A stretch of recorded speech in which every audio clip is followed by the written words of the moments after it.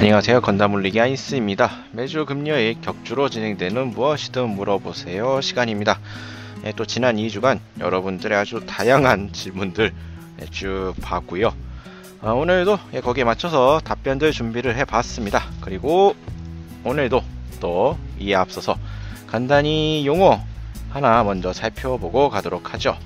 오늘 준비한 용어는 궤도 엘리베이터, 기존사 건담 더블오에서 들을 수 있는 용어인데요. 요거에 대해서 좀 살펴보도록 하겠습니다. 우선 궤도 엘리베이터에 대한 일반적인 정의는 지표면에서 지구 정지 궤도까지 뻗어있는 거대 구조물로서 지표면에서 정지 궤도까지 이어진 엘리베이터와 그 엘리베이터를 잇는 정지 궤도상의 구형이 띠로 구성이 되어 있습니다. 보통 이제 우주 엘리베이터라고도 하기도 하고요. 이 궤도 엘리베이터에 대한 개념은 이제 우주 비행의 아버지라 불리는 치올코프스키가 에펠탑에서 영감 얻어서 생각해냈다고 하고요. 아서 C 클라크의 소설 낙원과 샘과 초인 로크 겨울 무지개에서 다뤄졌다고 합니다. 저도 정확히 보지 않아서 어떻게 다뤄졌는지까지는 정확히 모르겠고요. 낙원의 샘에서 이제 궤도 엘리베이터에 대한 여지간한 이제 개념들 전부 풀어놓고 있다고 하니까 관심 있으신 분들은 그 해당 서적을 찾아보시면 되겠습니다. 보통 이제 일반적으로 지구 적도 근방에 건설이 되고요. 제1 우주 속도를 달성하지 않고도 우주에 진출할 수 있다는 이점을 가진다고 합니다. 참고로 이 제1 우주 속도라고 하는 건 지구 표면에 스치듯이 도는 인공위성의 속도를 말하는 거고요. 그 속도가 7.9km/s, 1초당 7.9km의 속도. 시속으로 바꾸면 28,440km. 네, 어마어마한 속도인데 요거 속도가 돼야지 이제 지표면 근처에서 물체를 수평방향으로 돌렸을 때 이제 지구를 돌면서 떨어지지 않고 계속 이제 수평으로 나아갈 수 있다라고 보시면 되겠습니다. 이 속도가 돼야지 이제 위성으로서 돌 수 있는 그런 속도고요. 이제 이 속도 달성하지 않고도 우주에 진출할 수 있다는 이점을 가지게 되고, 이제 우주 시대에서 이제 행성 중력권과 행성의 중력권의 활발한 물류를 위한 대안으로 각광받고 있었고, 그 운행 수단으로서는 이제 리니어 모터 캐터펄트가 이제 각광을 받았다고 합니다. 궤도 엘리베이터 건설하는데 가장 필요한 소재로는 플로렌스 형태의 이제 탄소 나노 튜브가 유력하다고 해요. 이거에 관해서 연구가 가장 많이 집중된 것은 미국이고, 리니어를 이용한 이제 운반체 실험에도 성공한 상태라고 합니다. 이게 이제 일반적인 이제 궤도 엘리베이터에 대한 설명이 되는 거고, 이제 건담 더블오에서는 이제 이미 궤도 엘리베이터가 건설이 되어 있고, 이걸 이용해서 태양광 발전을 하고 있었죠. 이론적으로 전선만 연결하면 우주에서 건설한 태양광 발전소에서 전력을 바로 받을 수 있다고 합니다. 기존 이제 우주 태양광 발전소의 아이디어에서 마이크로웨이브 전력 전송을 택했을 경우에 문제를 보완할 수 있는 만큼 이제 상당히 합리적인 아이디어라고 한다고 하네요.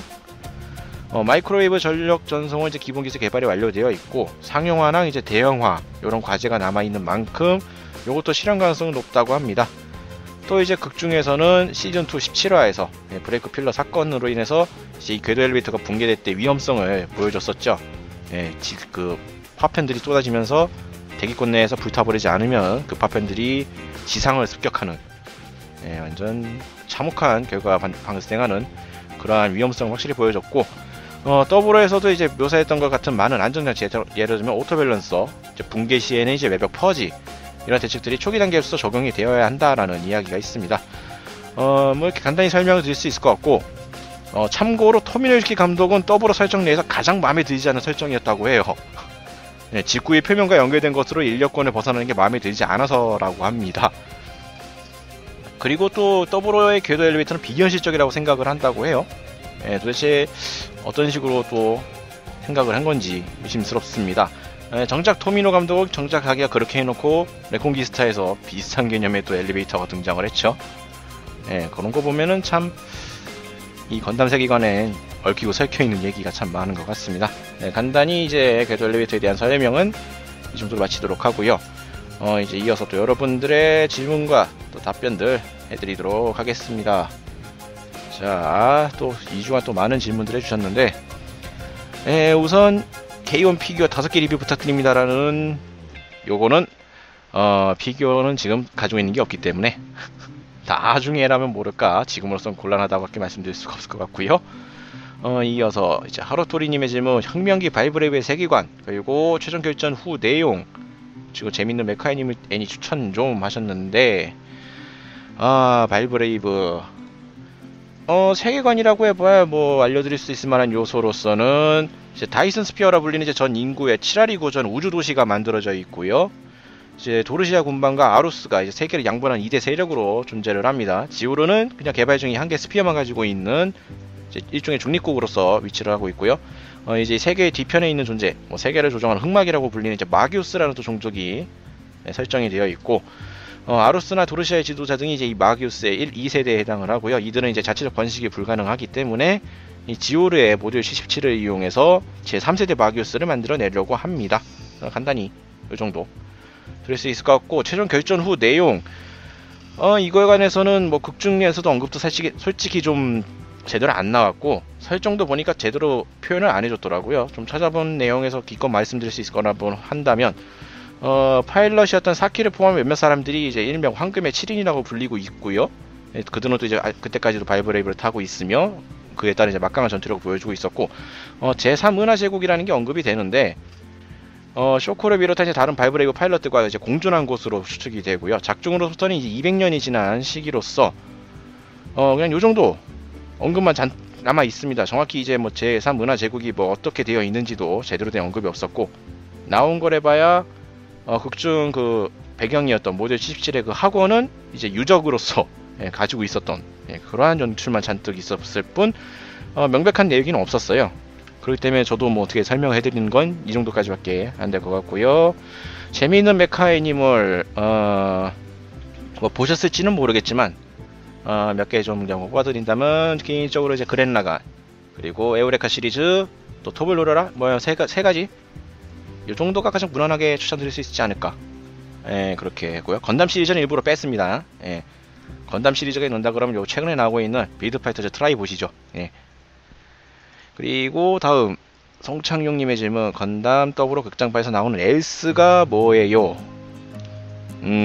엘스. 자, 엘스란 무엇인가? 엘스라고 한다면 이제 건담 더불어 극장판에 나오는 거, 지구 외 변이성 금속체라는 것의 이제 영어의 약자고요. 이제 빌리 카타기리가 지은 명칭입니다. 이들은 이제 금속을 기반으로 한 생명체로 자유롭게 몸의 형태를 변형할 수가 있고요. 기계나 생명체에 침식해서 융합하는 것조차 가능한 그러한 생명체입니다. 또 그리고 엘스는 이제 이 뇌양자파에 이끌리고 있어서 이노베이터가 될 인자를 지닌 사람들이 이제 또 표적이 되고 표적을 잡았고요. 또 학습 능력을 가지고 있기 때문에 나중에는 이제 입자변기에 대한 내성을 학습에 맞춰서 이제 내성이 되고요. 믿었던 GMP들까지 무력화시키고 대형 입자변기에 대한 공격은 차단되는 상황까지 벌어졌죠. 개별적인 이제 엘스 개개별의 이제 지능은 매우 떨어지는데, 이제 이게 군집을 이룰 경우에 경이로울 정도로 지능이 상승한다고 합니다. 뭐 간단히 이 정도 설명을 드릴 수 있겠고, 다음 또다시 송창현의 질문, 네오지용의 모티브가 지용인가요? 이게 감독이 이제 마지막에 장식할 강적으로서 절대적인 존재로 만들려고 하는 방안으로 이제 노예의질이나 알파지 같은 지원의 계보를 생각하면서 이 정도의 크기가 필요하다라고 해서 이렇게 제작이 됐던 기체인데, 뭐 직접적으로 뭐 지용을 모티브로 삼았다라는 언급은 없습니다만, 뭐 이름에서도 그렇고요. 네오 지용이라든지 이 유선식 8에서 이루는 올레인저 어택이라든지 뭐 이런 것들을 보아하건대 지용 쪽을 많이 참고했다라는 사실은 부정할 수 없다고 생각을 합니다. 그렇게 보시면 될 것 같고, 다음 홍진영님의 양산형 유건담 어디서 나오나요? 그리고 양산형 루타미용이 아닌가요? 양산형 유건담, 이렇게 생겨먹은 놈이죠. 이거는 뭐 극중에서 역습의 자아 쪽에서 언급되는 애는 아니고요.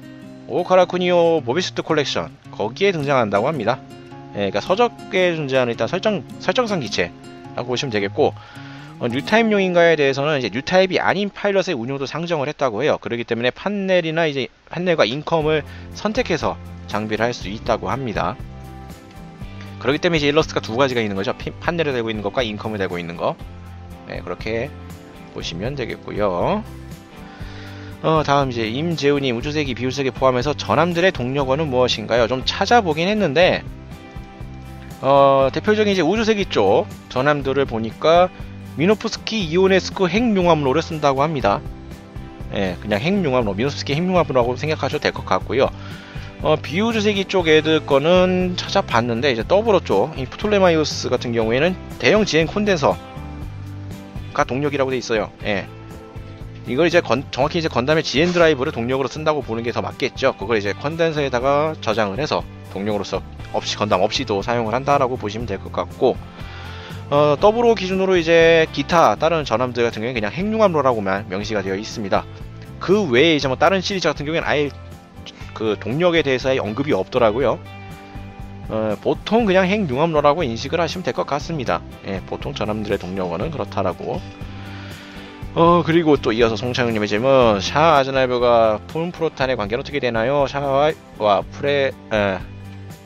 가면의 특징, 그리고 샤아 전용기는 생만칠한 것이냐, 아니면 전투방식에 맞게 개조가 된 것이냐.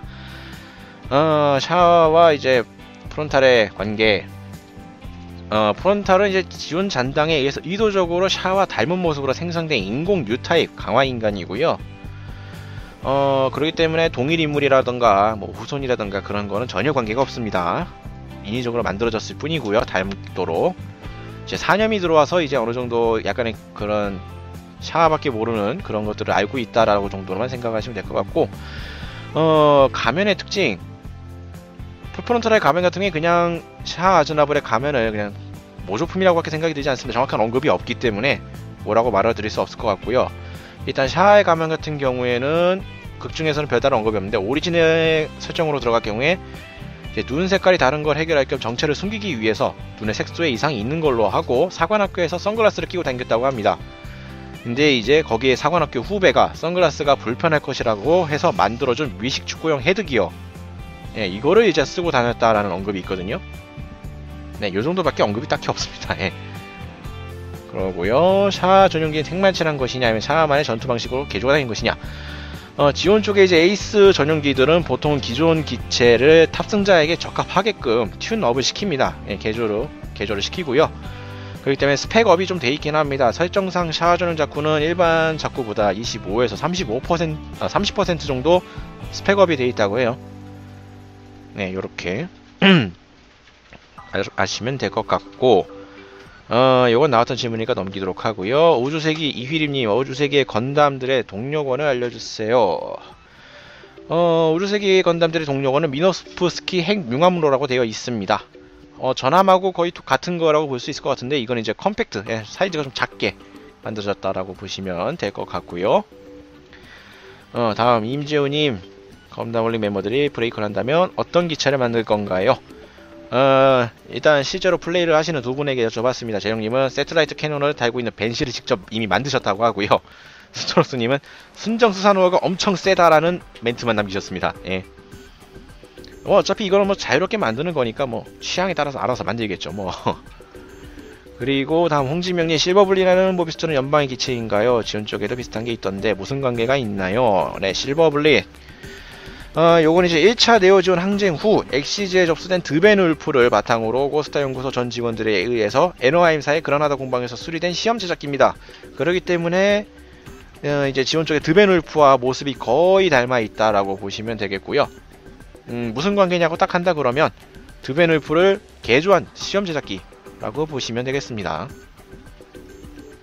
요렇게 넘기면 되겠고요. 다음 실드 354 아이파이 뭐야? 네, 아무튼 이분 리뷰에 사용되는 액션 베이스의 이름, 저희가 리뷰에 사용하고 있는 액션 베이스는 반다이의 액션 베이스 1, 2하고 또 이제 반다이에서 나온 액션 피규어용인 이제 혼스테이지 요거를 쓰고 있습니다. 요렇게 나중에는 이제 뭐 피그마 스탠도 사용할 예정이라고 재룡님이 말씀을 하셨어요. 네, 그렇게 알아두시면 될 것 같고, 송창룡님, 건담 인포 19 중 누가 최고령자예요? 라고 하셨는데 건담 인포 19는 모르겠고요.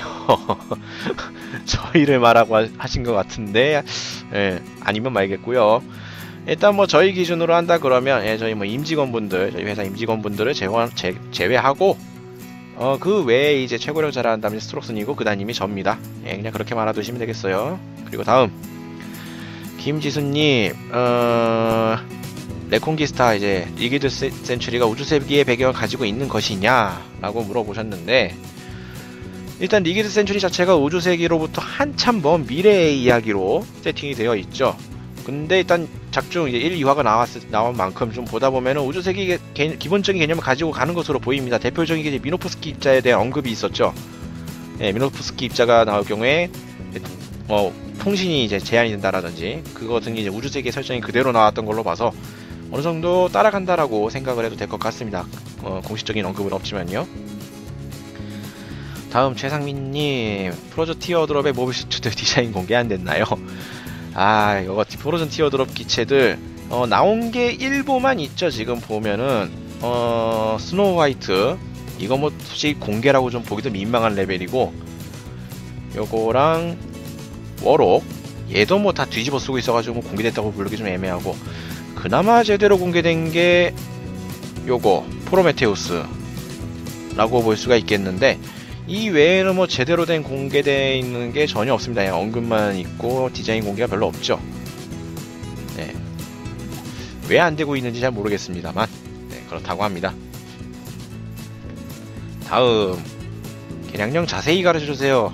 이건 리뷰를 해달라는 뜻으로 알겠습니다. MG와 아스트레이 레드프레임 개량령이라고 쓰셨기 때문에. 그리고 다음 이선재님, 더블바레카 다크하운드 중 어느 쪽이 더 우수하냐?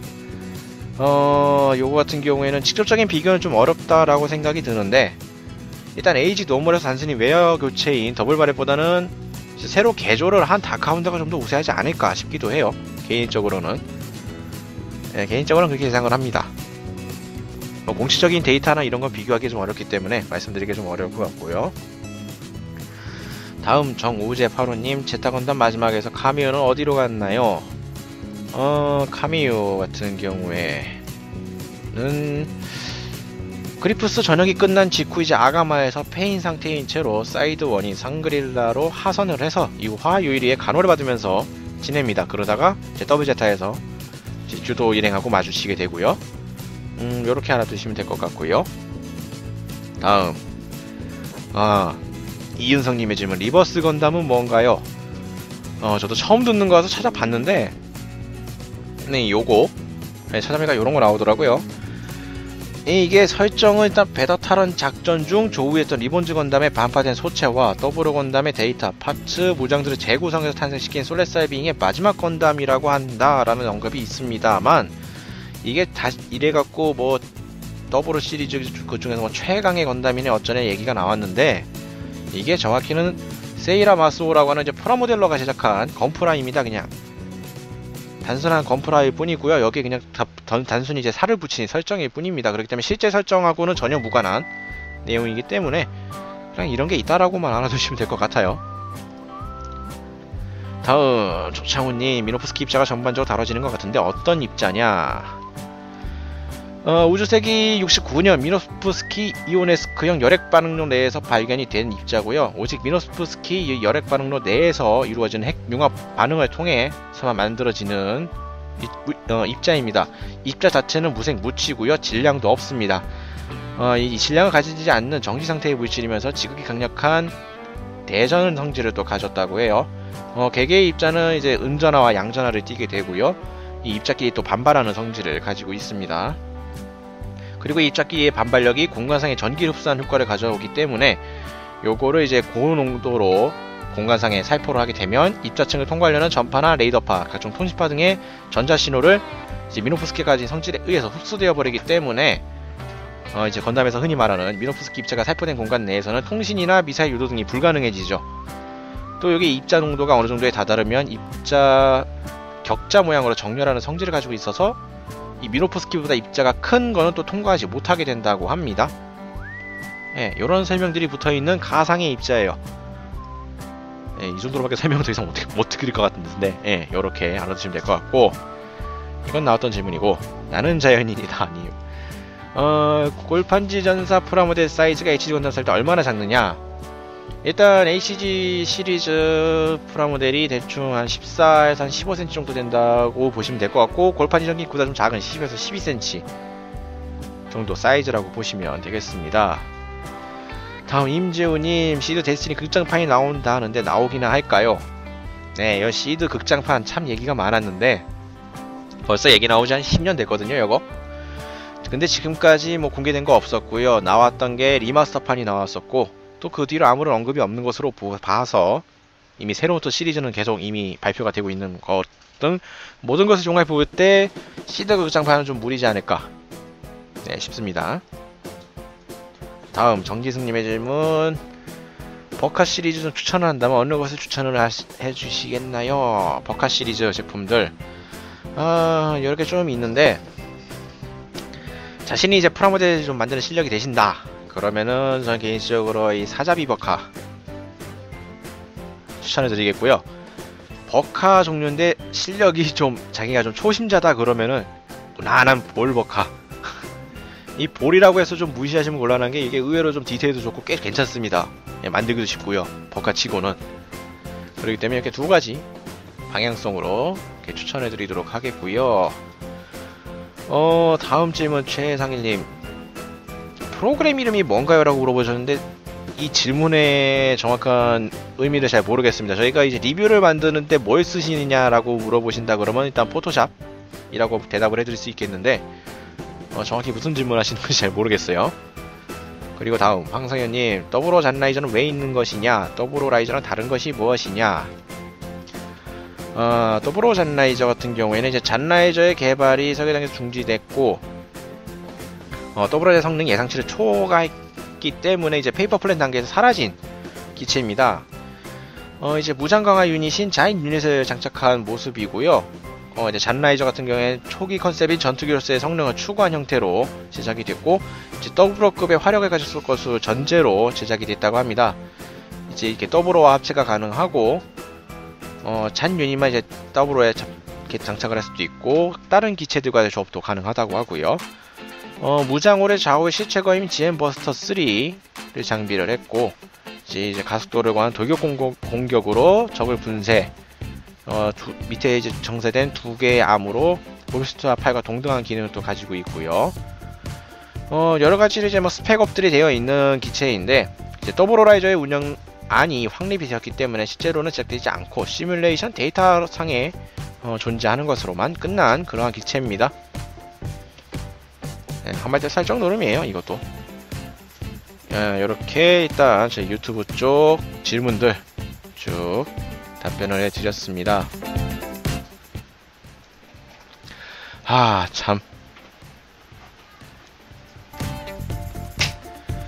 참 뭐랄까, 벌써 여기까지만 해서 20분은 넘게 말씀을 드리고 있는데 참 여러모로 힘드네요. 자, 이어서 저희 사이트 쪽 또 이어서 가보도록 하겠습니다. 자, 건담 덕후세츠나님의 질문. 데스노트 마지막에 미사겠죠? 마사가 아니라 자살인가요? 그냥 있는 건가요? 이거 같은 경우에는 아마 이제 옥상에 서 있는 걸 봤다고 하시면 이제 애니판 기준인 것 같은데요. 애니판에서는 이제 그렇게 나오고 나서 정확하게 어떻게 됐는지에 대해서는 불명입니다. 코믹스판 설정에 의하면은 라이토 사망 후 1년 뒤에 죽었다고 하는 걸로 봐서는 거기에선 이제 아무 일 없었다라고 보시면 될 것 같고요. 다음 질문, 이 로크마크님의 질문, 건담과 관련 없는 질문이신데, 이 질문. 이 비슷한 류의 질문이 한참 예전에 나돌았었죠. 그 무한도전의 유재석과 관련된 질문. 이거 참 뭐라고 말씀드리기 참 곤란한 질문이긴 한데, 일단은 제 답변은 거절합니다. 왜 그러냐면은, 일단 뭐 팬으로서 뭐 저를 알아보셨다라고 하면은 그거는 뭐 감사한 일이긴 한데, 제가 그렇다고 해서 그 팬이라는 이유 하나만으로 제가 그분에게 그걸 사드려야 될 이유는 없고요. 엄연히 따지면은 뭐 제가 그렇게 뭐 돈이 많아서 뭐 이렇게 남에게 이렇게 많이 베풀 수 있는 조건이다 그러면 솔직히 뭐 생각 못할 것도 아니긴 합니다만, 그런 환경도 아니고요, 솔직히 말해서. 그리고 한 번을 이렇게 뭔가 호의를 베풀게 되면은 이제 다른 분들한테도 그걸 다 해드려야 되는 상황이 분명 나옵니다. 그건 또 저로서도 힘든 일이고요. 그렇기 때문에 애시당초 이런 것들은 제가 거절하겠습니다. 그렇게 답변 드릴 수 있을 것 같고, 이후 엄청난 질문을 올려주신 우진님의 질문 쫙쫙쫙 가보도록 하겠습니다. 건담올렉에서 일하시는 분들은 총 몇 명인가요? 임직원분들 제외하고 저희 직원으로서 일하는 인원수는 총 7명이라고 보시면 되겠습니다. 그리고 이노베이터와 이노베이더의 차이점. 이노베이드는 인류 속에서 이노베이터를 탄생시키기 위해서 만들어진 존재고요. 원래 이노베이터는 베다의 단말기이기 때문에 사망한 상태에서라도 정보를 송신할 수 있도록 통신 부분이 가장 가능하게 만들어졌다라고 합니다. 그리고 이노베이터 같은 경우에는 이제 보통 인간보다 뇌 양자파를 능숙하게 이용할 수 있어서 통찰력, 인식력, 감, 적응력, 공간 인식 능력 등 정신 능력이 향상되어 있는 이제 뭐랄까 좀 더 진화된 인류라고 보시면 되겠고요. 이렇기 때문에 다른 사람의 존재감, 살기, 두려움 등의 감정을 일반 사람보다 잘 느낄 수 있어서 타인과의 소통이 상대적으로 쉽다고 합니다. 또 육체적으로도 강화가 되기 때문에 구인륜보다 2배 이상의 오랜 수명을 또 가지고 있다고 하고요. 네, 이렇게 알아두시면 되겠습니다. 그리고 프라모델 어디서 구입하시나요? 온갖 군데에서 다 구입합니다. 온라인, 오프라인 샵 가리지 않고요. 그리고 아무로레이가 말한 명대사 중 늙은다면 거칠애가 아니야의 말뜻은 무엇인가요? 무슨 의미인가요? 아무리 봐도 이제 그 엑시즈를 밀어낼 때 상황이었고 그런 상황이다 보니까 이제 자신이 만든 뉴 건담이 이제 말 그대로 허무하게 되지 않겠다, 허무하게 하지 않는다 라는 의미가 아니었을까라고 생각을 합니다. 이거에 대해서 다른 뭐 코멘트가 있었던 게 없었기 때문에 공식적으로 그냥 그 정도로 의미로만 전 생각을 하고 있고요. 다음 이제 7화에서 네오지옹이 녹아버린 이유. 이거 같은 경우에 이제 최종 결전 현장에서 사이코프레임 공명에서 우주세계의 비극을 보게 되고 이제 이어에서 프론탈이 또 설교를 하고 또 버나지와 이제 또 설교가 오갑니다. 여기서 유니크 손바닥으로 프론탈에게 탄 빛을 쏟는다라는 코멘트가 있었고 이제 이 빛을 부정하지만 그때 들려온 목소리들에게 안식을 촉구받으면서 프론탈 속 잔류 산염이 순화가 되고 그것에 연동을 해서 네오지옹이 정화되듯 분해되었다라는 언급이 있습니다. 그러니까 한마디로 이제 안에 있던 잔류 산염이 정화됐기 때문이라고 보시면 될 것 같아요. 그리고 건담 시드와 시드 데스나 미트에 대한 정보, 요거는 기체인물 리뷰에서 제가 다룬 적이 있습니다. 그거 찾아서 보시면 될 것 같습니다. 그리고 저희 사이트 로그인하면 레벨과 하로와 무엇을 할 수 있느냐. 이거 같은 경우에는 하로 포인트는 일단 저희가 누적을 하면 자연스럽게 하면서 레벨이 올라가게 되어 있고요. 이 하로 포인트는 저희 건담물에서도 적립할 수 있는 포인트로서 현재로서는 이제 레벨과 등급 업에 적용이 되고 있는 포인트인데 추후에 이제 이 포인트를 활용해서 뭐 이벤트나 각종 다른 활용법을 구상하고 있습니다. 이 XE 엔진에서 이 여러가지 좀 구상을 하고 있는데 제대로 아직 좀 구현되어 있는 게 없을 뿐이고요. 계획은 있다라고만 알아두시면 되겠습니다. 그리고 빛의 꿈님의 질문, 유니콘 플랜 B라는 기체는 무엇 때문에 만들어진 것입니까? 요것인데 이게 게임 트라이에이지에 나온 오리지널 기체고요. 게임상 기체입니다, 한마디로. 그리고 이 설정이 조금 나온게 프라모 유니콘을 상정했던 그 타쿠야 이레이, 그 버나지의 친구가 유니콘 전용 사이코 프레임 증가 병장인 암드아머 시리즈의 존재를 알고 새롭게 고안한 유니콘 건담의 또 다른 강화 플랜이라고 합니다. 그렇기 때문에 각종 암드아머 시리즈를 다 달고 있죠. 네, 그렇게 보시면 되겠습니다. 그리고 다음 프라모 유니콘 버카 리뷰, 사이트 리뷰를 참조하시면 될 것 같습니다.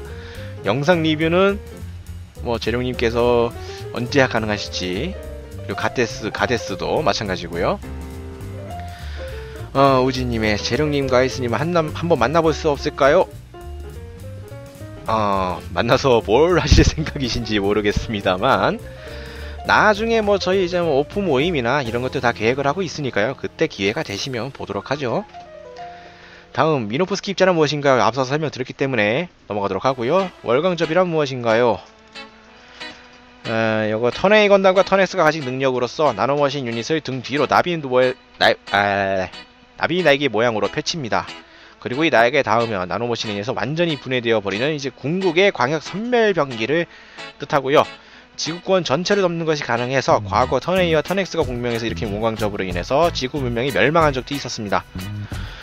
설정상 요건 이제 월광접의 사용 방법의 일부분에 불과하고요. 원래 월광접은 나노머신을 활용한 방사능 오염을 없앤다던가 하는 식으로 지구의 환경을 되살리기 위해서 만들어진 기술이라고 합니다. 이 정도로 설명드릴 수 있을 것 같고요. 재룡님과 아이스님은 두 분 다 친구이신가요? 이 일을 시작하기 전에 개별적으로 알고 지내던 사이입니다. 네, 이 정도로. 다음 브라모 유니콘님의 질문, GATX 시리즈 프레임 중 고관절 위아래로 가동되는데 어떻게 가동률이 더 좋아지나요? 이게 위아래로 움직이는데 고관절을 아래로 내릴 경우에 앞스커트와 이제 간격이 조금 멀어지면서 이제 다리를 좀 더 높게 들릴 수 있다던가 이런 식의 가동률이 좀 높아지는 그러한 기능이 있습니다. 네, 말로 설명드릴 수 있는 거 이 정도밖에 안 될 것 같고요. 다음 토템님 빌드건닝 건담 12월 10일에 발매하는데 국내 입고도 그날인가요? 보통 이제 반다이에서 제품 발매를 하면 토요일날 기준으로 발매 일이 정해집니다. 그럴 경우에 이제 보통 국내에는 토요일이나 금요일날 맞춰서 입고가 된다고 보시면 될 것 같고요. 다음 윙제로 수박바비티어님, 뉴건담 판넬 전부 가동되는데 하이뉴는 판넬 2개밖에 안 되는 이유, 그리고 윙제로 커스텀이 트윈버스 라이플 쏘고 터지는데 콕피트만 살아남는 게 말이 되느냐, 그리고 투믹스가 누구이냐. 우선 첫 번째 질문, 하이뉴는 왜 판넬 2개밖에 가동이 안 되나요? 이건 아무리 봐도 그냥 상술입니다. 제가 볼 때. 엄연히 만들려고 그러면 만들 수가 있는데 뭐 제품 단가라든지 뭐 이런 것들을 감안한다라고 생각을 해도 아무리 봐도 그냥 상술이에요. 그냥 똑같은 판넬을 다 6개를 개별적으로 만들면은 전체 가동을 할 수가 있습니다만, 이건 아무래도 반다이 상술이밖에 대답할 수가 없을 것 같고요. 반다이 마음이에요 이거는 진짜. 그리고 윙제로 커스텀에서 콕피트가 살아남는 이유, 이건 뭐 공식적인 뭐 언급은 없습니다만, 일단 콕피트가 아무리 봐도 이제 파일럿의 생존과 가장 관련이 되어 있는 만큼 기체 중 기체 전 부분에서 가장 튼튼하고 안전하게 만들었을 테니까 가능하지 않을까 싶네요. 그리고 투믹스가 누구냐?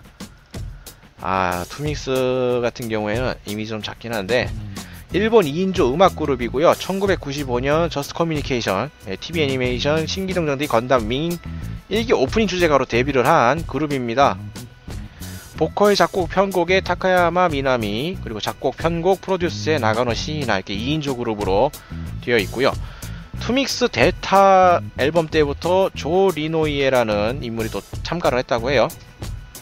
건담 윙 쪽의 오프닝 곡들을 불렀던 그룹이라고 보시면 되겠습니다.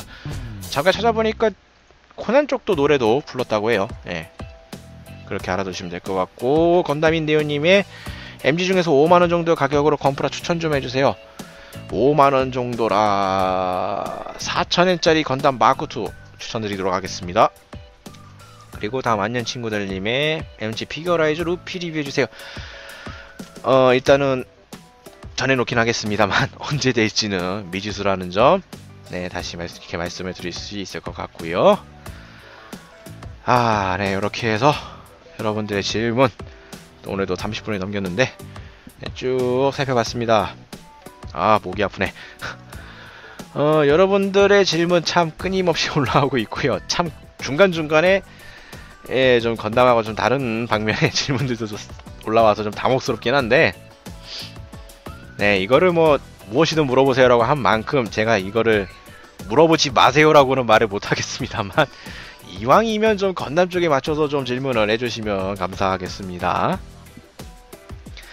그리고 질문도 뭐 저 특히 우지님 같은 경우에는 궁금한 게 정말 많으셨나봐요. 아주 다량의 질문들을 올리셨다가 좀 줄이셨던데, 좀 질문을 올려주실 때에는 이왕이면 좀 나눠서 올려주셨으면 합니다. 제가 이게 한 번에 준비할 수 있는 양의 한계가 있기 때문에 이렇게 많이 올려주시면 또 처리가 안 돼요. 그렇기 때문에 좀 나눠서 올려주셨으면 하는 소망도 있고, 간단한 뭐 어느 정도 질문 내용들은 저희 사이트 내에 뭐 용어사전이나 뭐 기체 정보나 뭐 이런 데를 통해서 얻을 수 있는 정보가 꽤 많으니까요. 이런 쪽도 좀 참고하시고 물어보셨으면 좋겠습니다. 그리고 의외로 같은 질문이 꽤 많이 나오는 경우가 종종 있기 때문에 그런 것들은 좀 참고해 주셨으면 좋겠다라는 말씀을 드리도록 하겠습니다. 오늘도 삐뚤어졌네.